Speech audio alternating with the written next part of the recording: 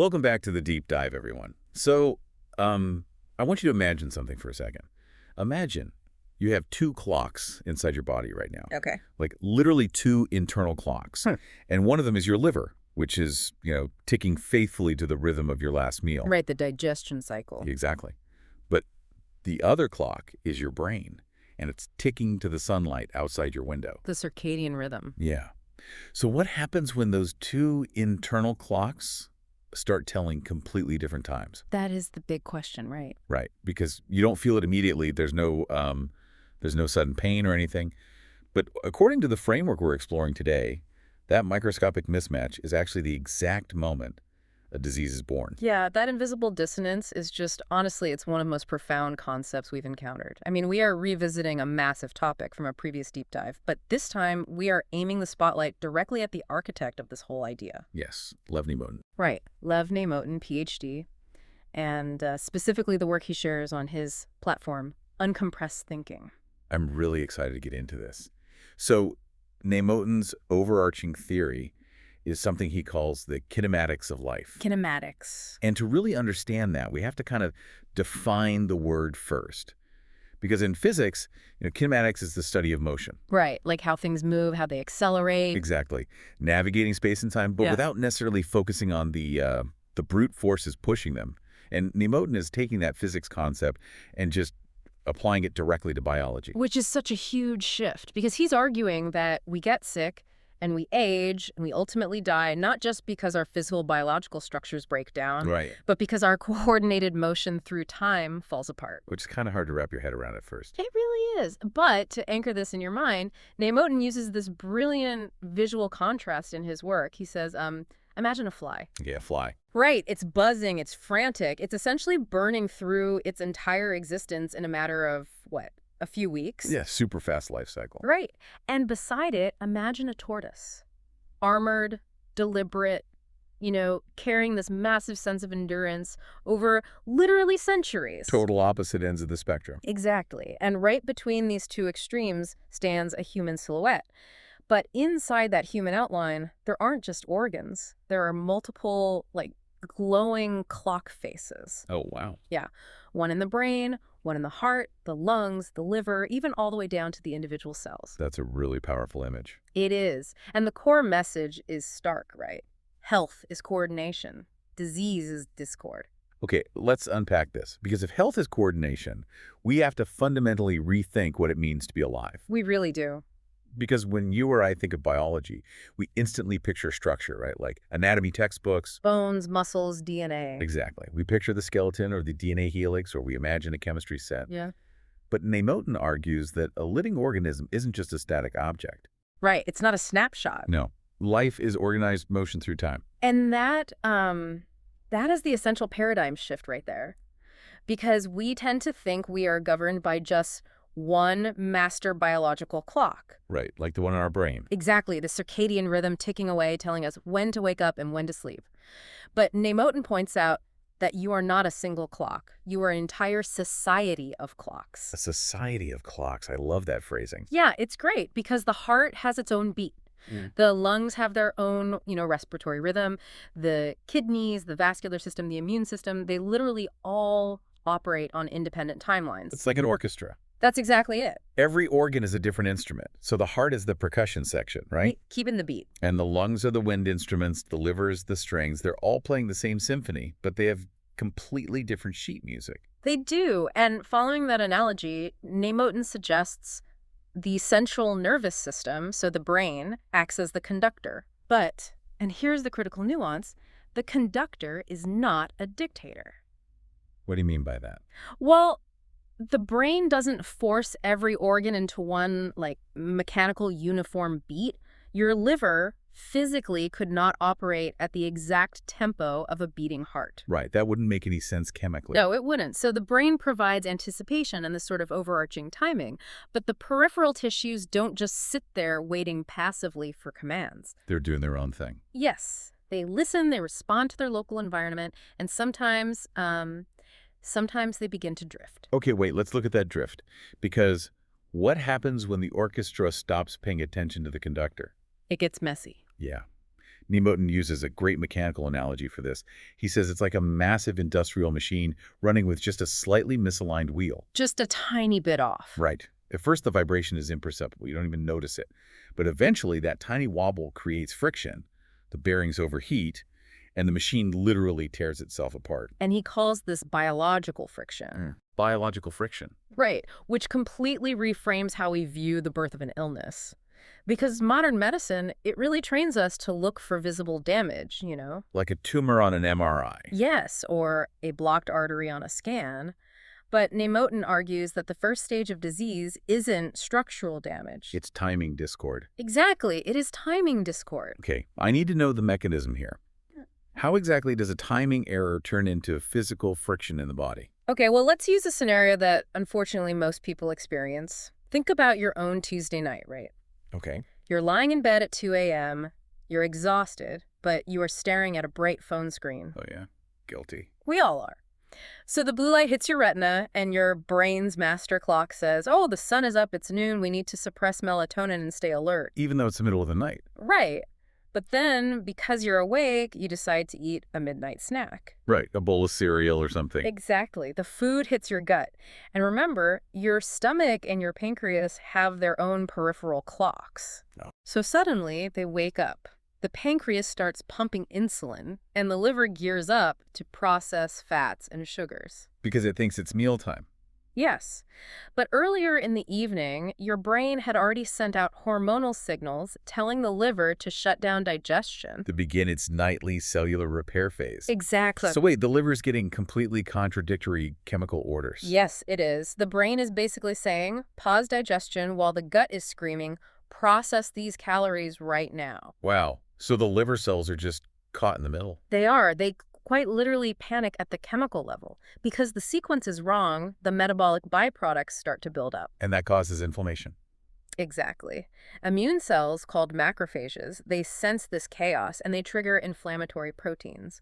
You don't feel a tear or a physical break, but that localized chemical panic, that is biological friction. It's like driving a car with one foot slamming the gas pedal of digestion while the other foot is standing on the brake pedal of your circadian rhythm. That's a perfect way to describe it. You don't crash the car immediately, but your internal brake pads, your cellular repair mechanisms, they're burning out. Okay, that makes total sense for something systemic, right?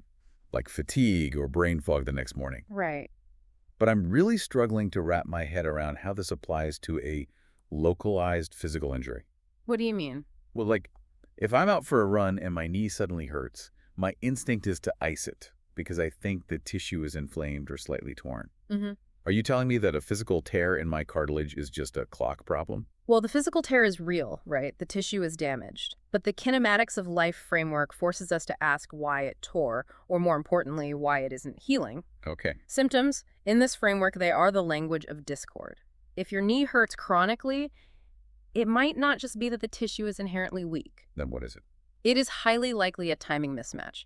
Think about it as a conflict between the mechanical load clock, so how often and how hard your foot strikes the pavement, and the biological repair clock that's trying to fix the micro tears while you rest. Wait, so I am literally injuring the tissue faster than the local cellular clock can clear the inflammation and lay down new collagen. Exactly. The pain is just the alarm bell that those two clocks are out of phase. Yeah, it cuts right to the core of it. Yeah. Because then pain, fatigue, high blood pressure, they aren't just local broken parts. No, they're not.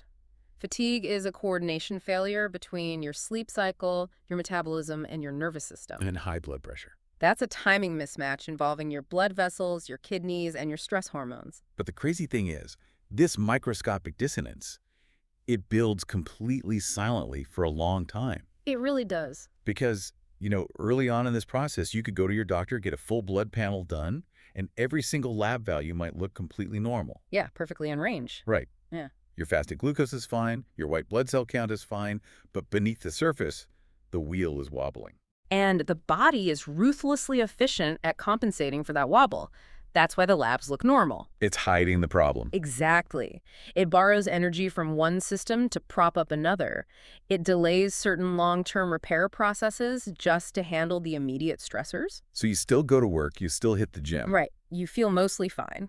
But the friction is compounding. until one day, the accumulated discord crosses a critical threshold. And a macro disease seemingly appears out of nowhere. Right out of nowhere. Man. So if disease starts as this invisible friction, how do we catch it before the machine breaks? Because the idea that my lab values are totally normal while my internal brake pads are burning out is, honestly, it's terrifying. Yeah, it is. But this is the exact paradigm shift Nemotin advocates for. He calls it transitioning from static diagnostics to kinematic diagnostics. So static versus kinematic. Okay. Because currently medicine relies heavily on snapshots. We look at a glucose number or an enzyme level at one single moment in time. It's like taking a photograph of a race. It shows you exactly where everyone is standing at 1 millisecond, but you have literally no idea who is accelerating, who is exhausted, or who is about to trip. That's a brilliant analogy, and that's exactly why a single normal value can be deeply misleading. A kinematic approach, it asks for the video, not the photo. It wants to see the motion. Right. It asks, what is the rate of change? Where is this number going? Which biological system is leading the dysfunction? And which system is desperately lagging behind trying to compensate? Nemotin uses the example of AALP syndrome in his writing, right, which is a really serious, life-threatening pregnancy complication. Yes, it is. Let's dig into the mechanisms of that because I think it perfectly illustrates this whole idea of kinematic drift. Okay, so HELLP stands for hemolysis, which is basically the breaking down of red blood cells. Right. And then elevated liver enzymes and low platelets. HELLP.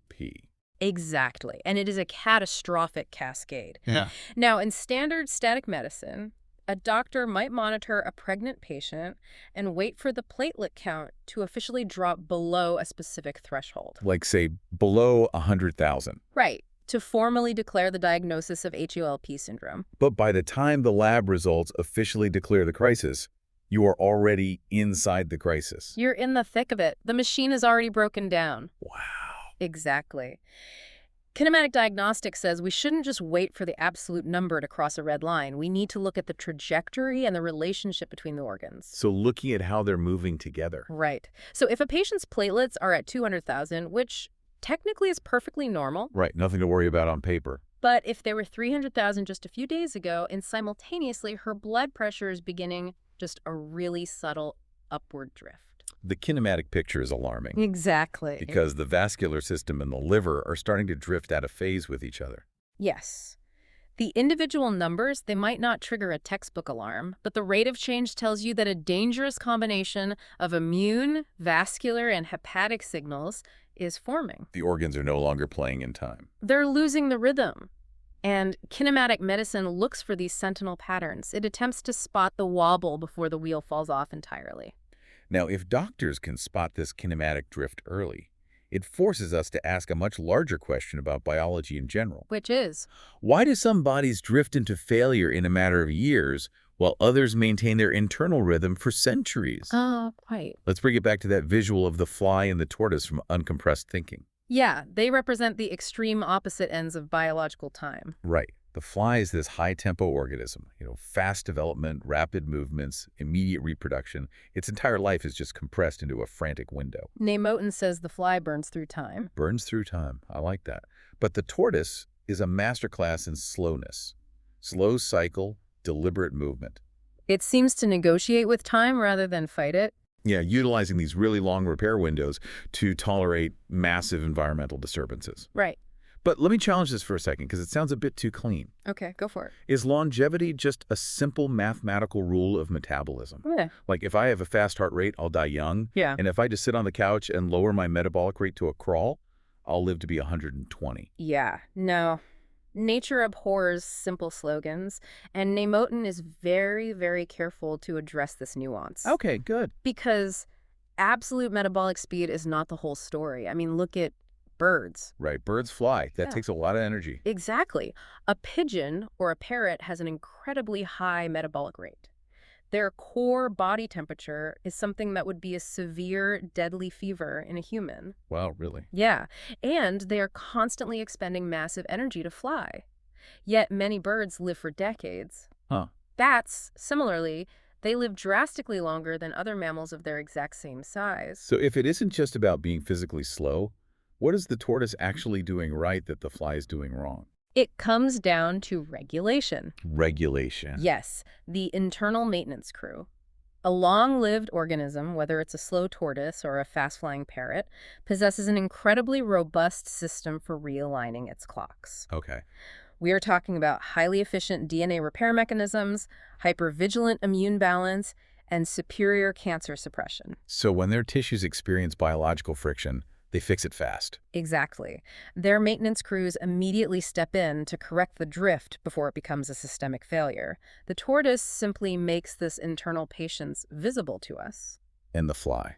Does the fly just have a terrible maintenance crew? Well, Neimoden frames this beautifully. He says a short life is not a defect any more than a spark is a defective candle. Oh, it's interesting. Right? The fly isn't failing at living long. It is optimized for a completely different evolutionary strategy. It is designed for rapid turnover and immediate adaptation. Exactly. In a system running at that high of a frequency, there simply isn't room or energy for prolonged, sophisticated cellular repair. The fly doesn't maintain internal coherence for decades because it isn't designed to. Right. So where does that leave you, the listener? Because, we aren't flies burning out in 14 days, and we certainly aren't tortoises hiding in a shell for a century. Right. Humans occupy a highly unusual middle ground. We do. We are large-brained, long-lived mammals with phenomenal internal repair capacities. But we suffer from a unique, self-inflicted problem that Neimoden calls timing pressure. Timing pressure. Because we are uniquely terrible at respecting our own biological clocks. We actively fight them. Modern life is practically engineered to violate our natural rhythms. We talked about the 2 a.m. screen time and the midnight snacks, but it's everywhere. It really is. We sit inactive under artificial fluorescent lights all day, completely detached from the sun. Right. We force our brains to perform deep cognitive work when our circadian rhythm is demanding rest. And worst of all, we treat fatigue as a character flaw or just, a mere inconvenience. Instead of recognizing fatigue as a critical signal from the conductor that the orchestra needs to rest and realign. Exactly. We suppress the alarm with caffeine and push through. The danger is that our bodies are too good at compensating. You can survive this timing pressure for years. You can power through the friction. But the cost is quietly accumulating in your cells. Right. Every time you violate your natural rhythms, the biological friction rises. The immune system gets a little more confused, and the break point moves closer. Which means true health maintenance isn't just about taking a pill after a static lab value crosses into the red zone. No, it's a daily, practical respect for coordination. It is preserving the synchronization of your systems through proper sleep, daily movement, exposure to morning daylight, and giving your digestion a break. Aligning your actions with your biological time before the damage becomes visible. It is such a brilliant, cohesive way to look at human health. Lev Neimoden's uncompressed thinking completely shifts the paradigm. It really does. Life is coordinated motion through time. Disease is accumulated discord. And longevity isn't just about having good genes. Right. It is your body's ability to maintain that coordination over the long haul. It completely transforms how you should view every symptom. A headache or a bout of brain fog isn't just a nuisance. It is your internal orchestra telling you that the instruments are falling out of tune. So for you listening, remember that your health is not just biological silence. It is not merely the absence of a bad MRI or a concerning blood test. No. Health is coordinated sound. It is about allowing every instrument in your body its unique voice while ensuring they're all playing to the same overarching tempo. And that framework, it leaves us with a fascinating final thought to consider. Oh. Yeah, something that branches out from Neimoden's work into a rapidly growing field called chronopharmacology. Chronopharmacology. Okay. So if our organs operate on these strict independent clocks, think about the medications you might take. Oh, wow. If your liver is chemically and metabolically a completely different organ at 8:80 a.m. than it is at 8:00 p.m. Does taking a blood pressure pill or a statin at the quote-unquote wrong time of day mean it loses its efficacy? Exactly. Could taking a medication out of phase with your internal clock turn a cure into a toxin?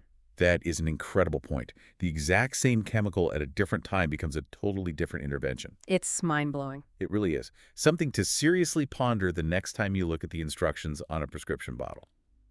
Thank you for joining us on this deep dive into the kinematics of life. Keep questioning your assumptions, pay attention to the tempo of your own internal orchestra, and we will catch you on the next one.